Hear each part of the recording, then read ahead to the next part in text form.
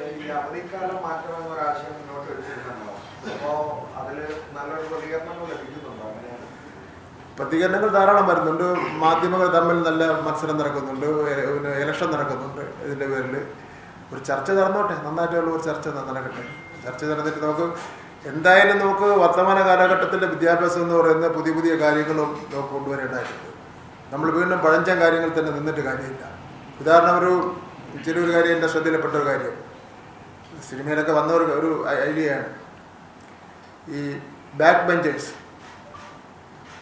നമ്മൾ സ്ഥിരം പറയും, ആ കുട്ടികളെ പറയും, നീ പിറകെയായിട്ട് ഇരിക്കേണ്ടവരാണ്. അങ്ങനെ പിറകെയിരിക്കാൻ വേണ്ടി 10-20 കുട്ടികളുണ്ടാവും. ഈ സാറിൻ്റെ ഒരു ശ്രദ്ധയും ആ കുട്ടികളുടെ പോയില്ല.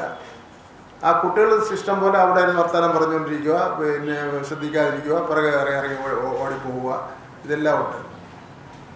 അപ്പോൾ അതിൻ്റെ ഇപ്പോൾ ഉള്ള ബാക്ക് ബെഞ്ചേഴ്സ് ഒഴിവാക്കിക്കൊണ്ടുള്ള ഒരു സീറ്റിംഗ് അറേഞ്ച്മെൻറ്റ് എങ്ങനെ ഉണ്ടാക്കാൻ സംബന്ധിച്ചിടത്തോളം പൊതുവിദ്യാഭ്യാസ വകുപ്പ് ആലോചിച്ചുകൊണ്ടിരിക്കുകയാണ്. ഒരു യു റൗണ്ടിലായാൽ എന്താ? അങ്ങനെ ആയാൽ നമുക്ക് പിന്നെ ടീച്ചറിന് അങ്ങനെ അറ്റം വരെ പോകുന്നതിന് വേണ്ടിയും എല്ലാ കുട്ടികൾക്കും അറ്റൻഷൻ കിട്ടുന്നതിന് വേണ്ടിയും കഴിയും. ഇപ്പോൾ പുതിയതായിട്ട് നിർമ്മിച്ച പല സ്കൂൾ കെട്ടിടങ്ങളിലും അങ്ങനെ ആയിട്ടുണ്ട്. ഇപ്പോൾ പഴയ കെട്ടിടങ്ങളിൽ അത് പ്രായോഗികമല്ല, കാരണം വീതി നീളത്തിൻ്റെയും പ്രശ്നം വരും.